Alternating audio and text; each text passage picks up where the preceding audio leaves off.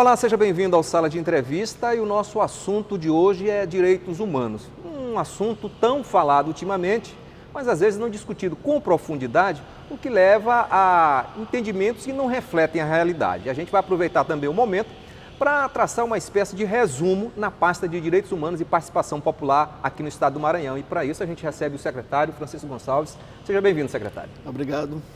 A primeira pergunta que não cala, né? O senhor vai ficar na pasta? O governador foi reeleito, ele anunciou que vai manter a equipe no segundo mandato e vai fazer mudanças ao longo do ano. Eu sempre costumo brincar que qualquer governador, qualquer executivo, ele monta uma equipe e o secretário pode ficar 1 mês, pode ficar 6 meses, 1 ano ou 4 anos, a depender da decisão do próprio governador. Secretário, uma das políticas mais divulgada e publicizada do governador Flávio Dino, assim que ele assumiu, foi a questão daqueles 30 municípios com os piores indicadores, né, no IDH. Foi feito políticas, foram feitas várias ações para esses municípios. De fato, o que a gente pode analisar depois de 4 anos? O que aconteceu? Mudou a realidade desses municípios? Olha, a primeira questão que eu considero fundamental é que o governador Flávio Dino vincula os direitos humanos ao desenvolvimento. Para o governador, não é possível falar de desenvolvimento humano sem que se respeite as garantias e garanta os direitos fundamentais da população.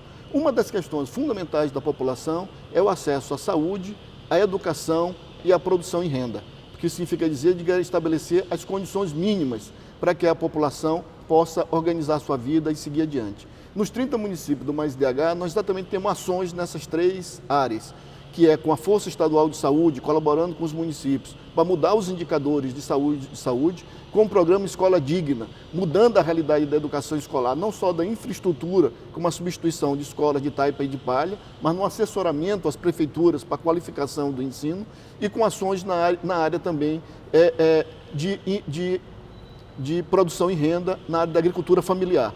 São ações importantes que se articulam a outras, como na área de saneamento básico, que é acesso à água potável nesses municípios, ou de infraestrutura, retirando muito desses municípios do isolamento no período do inverno, do isolamento rodoviário. Então essas ações, junto com outras ações, elas demonstram o esforço do governo de estabelecer política de reversão de indicadores. Agora, nós fazemos isso numa quadra da história bastante difícil, que o aprofundamento da crise econômica, que vem desde 2014, combinada com uma crise política, que tem só se aguçado no país, ela simplesmente deteriorou as condições do povo brasileiro, o que coloca o Brasil no risco de voltar novamente ao mapa da fome. Agora, o que há uma diferença em relação ao Maranhão é que nós temos, mesmo nessa conjuntura diversa, o governo tem políticas concretas de intervenção nesses municípios no que se refere à mudança de indicadores sociais. Agora, secretário, impressionante que nesses municípios as pessoas, às vezes, não são nem ainda cidadãos, porque não tinham nem registro civil, né? Teve um trabalho bastante forte nesse sentido. Uma das ações que a Secretaria de Direitos Humanos desenvolve é exatamente do combate ao subregistro civil no nosso estado. Desde que o governador Flávio Dino assumiu, uma das questões que nós constatamos é o número de maranhenses sem certidão de nascimento ou mesmo sem carteira de identidade ou CPF. Então nós agimos em 2 frentes. Uma frente importante é a frente coordenada pelo PROCON, através das ações do VIVA, que é exatamente com o PROCON móvel e com o estabelecimento de mais de 50 unidades do VIVA PROCON no estado do Maranhão, a gente conseguiu enfrentar com infraestrutura adequada a questão do subregistro civil no Maranhão. A outra frente, ela se refere a um ponto específico, que é uma ação coordenada pela Secretaria de Direitos Humanos com a Corregedoria de Justiça do Estado do Maranhão, que é a questão do subregistro de nascimento. Lamentavelmente, o Maranhão é um estado que ostenta altos índices em relação aos outros estados da federação de crianças nascidas e sem certidão de nascimento. Para isso, a gente desenvolve 2 tipos de ação. Uma é mutirão, realizado com a Corregedoria, com os juízes dos municípios, nos locais mais distantes, em que a população tem dificuldade de acesso ao cartório. Então, geralmente, comunidades quilombolas, comunidades indígenas, populações ribeirinhas, as comunidades mais isoladas. E uma outra ação é que nós viemos desenvolvendo com os hospitais, com as comarcas, com os cartórios locais, que é de instalação de postos de registro civil nos hospitais que realizam, no mínimo, 300 partos por ano no estado do Maranhão. Então, nossa meta no próximo ano é ampliar mais ainda essa rede, que nós estamos construindo gradativamente no estado do Maranhão, para que toda criança que sair de uma maternidade, de um hospital em que ele nasceu, ele saia com a certidão de nascimento. E com isso a gente possa reduzir uma questão que é o direito básico da pessoa, que é ter a certidão de nascimento, Dignidade, porque né? ela que possibilita o acesso a outros direitos, por exemplo, o direito à educação, o acesso à saúde. Então nós precisamos enfrentar essa questão no Maranhão. E esse é o esforço que o governo tem feito com o Tribunal de Justiça e com o PROCON, que tem tido um papel importante nessa ação. Agora, secretário, pensando no horizonte, olhando para o horizonte, para o futuro, o senhor permanecendo na pasta, quais são os desafios, quais são as bandeiras agora a serem enfrentadas? Eu diria assim que o governador Flávio Dino, no discurso de posse na Assembleia e no discurso na sacada do Palácio dos Leões, ele pontuou a questão fundamental. Uma delas é o enfrentamento às desigualdades. A desigualdade está na origem de todas as violações de direitos humanos no nosso país. E a desigualdade social é a maior das corrupções, porque você está roubando oportunidade das pessoas, está retirando a possibilidade das pessoas construírem a sua vida com dignidade. E é sempre bom lembrar que a Constituição Federal, a Constituição de 88, ela estabelece como objetivo da República Federativa do Brasil a defesa e a promoção da dignidade da vida humana. Ora, significa dizer de que um compromisso da República Federativa do Brasil é o enfrentamento de todas as formas de desigualdades, sejam elas econômicas, étnicos, raciais, de gênero, etárias, deficiência, que precisam ser enfrentadas no nosso país. Assim que esse governador apontou claramente que essa é a prioridade e essa é uma questão central de direitos humanos.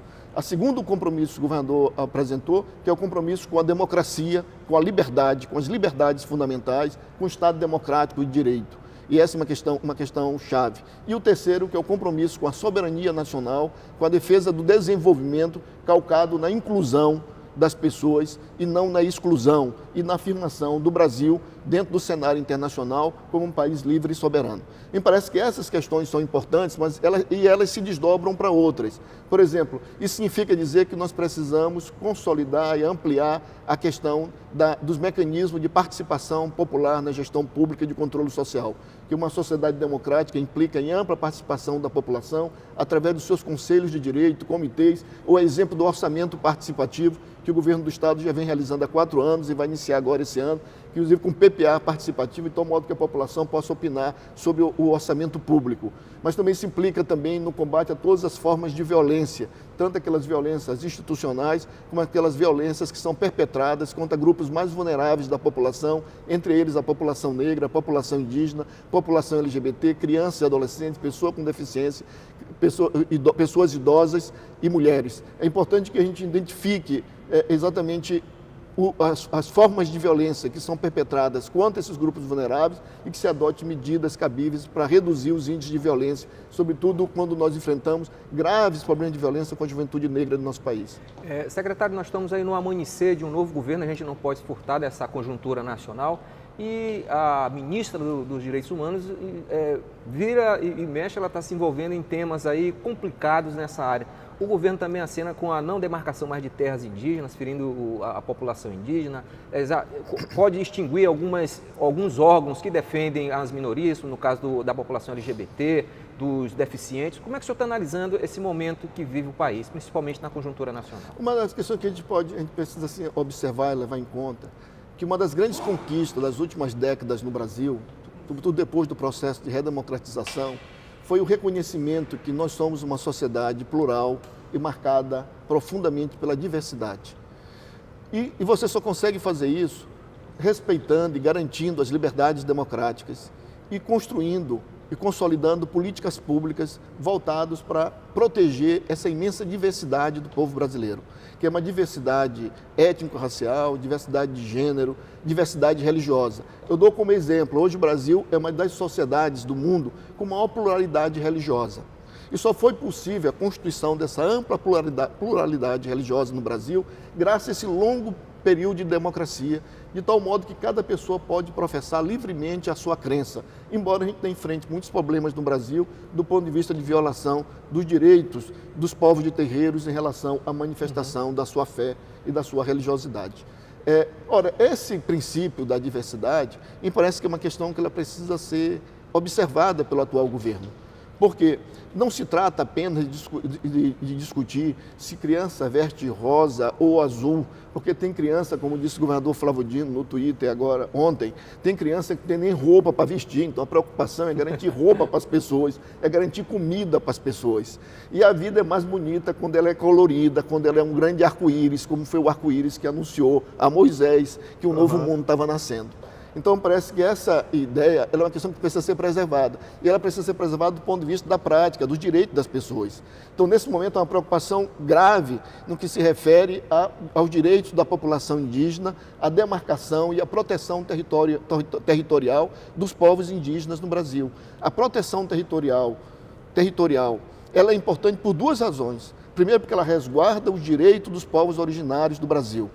E a segunda questão é que ela preserva áreas importantes do ecossistema brasileiro, fundamental para se garantir qualidade de vida e se garantir o futuro da humanidade. Nós temos que observar que, como disse o Papa Francisco, a terra é a nossa casa comum e nós precisamos cuidar dessa casa. E para cuidar dessa casa, nós temos que cuidar das florestas, dos rios e dos mares, para que nós possamos proteger a vida humana no planeta. E, nesse sentido, os territórios indígenas cumprem esse duplo papel de proteção de um povo e de proteção de um bem comum da humanidade. O segundo elemento é dos povos quilombolas. Os povos quilombolas, a Constituição estabelece o direito dos povos quilombolas ao seu território. Se trata de uma reparação que os constituintes definiram em relação a nosso passado escravocrata e colonial, que ainda hoje marca profundamente a sociedade brasileira. Então, se trata de estabelecer formas sociais de reparação aos africanos, os descendentes dos africanos, das africanas, que foram raptados em seus países e submetidos à escravidão no Brasil colonial e imperial.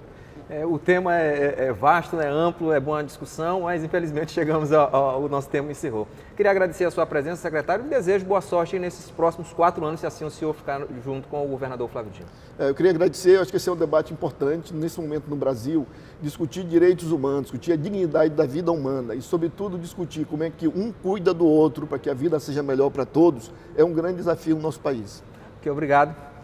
A gente vai a um rápido intervalo e na volta você fica com as principais notícias do Maranhão e do Brasil.